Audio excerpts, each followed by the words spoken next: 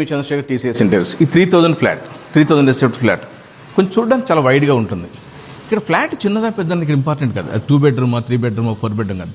మనం ఎంత అందంగా డీటెయిల్ చేసుకుంటామో అంత అందంగా అవుట్పుట్ వస్తుంది అనమాట. బడ్జెట్స్ కొంచెం పరిగణలో తీసుకోవాలి, కాన్సెప్ట్ డిజైన్ పరిగణలో తీసుకోవాలి, వుడ్ వర్క్స్ ఎక్కడ వస్తున్నాయి, మిగతా ఫాల్ సీలింగ్స్ కావచ్చు, లైటింగ్స్ కావచ్చు, ఏదైనా కాన్సెప్ట్స్ వాల్స్ కావచ్చు, ఇవన్నీ కూడా చాలా చాలా మోస్ట్ ఇంపార్టెంట్.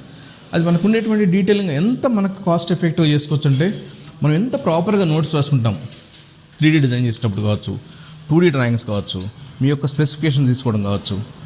నేను ఎప్పుడు చెప్తుంటాను బడ్జెట్ అనేది మన కంట్రోల్లో ఉండాలి. ఎందుకంటే దాన్ని వదిలేమనుకోండి అది ఏటో పరిగెత్తుంటుంది. బడ్జెట్ ఎప్పుడు మన కంట్రోల్లో పెట్టుకొని ముందుకు వెళ్తామంటే అద్భుతమైన కాన్సెప్ట్ చేసుకోవచ్చు అనమాట. నచ్చితే లైక్ చేయండి, షేర్ చేయండి, కామెంట్ చేయండి. విత్ రిగార్డ్స్ మీ చంద్రశేఖర్.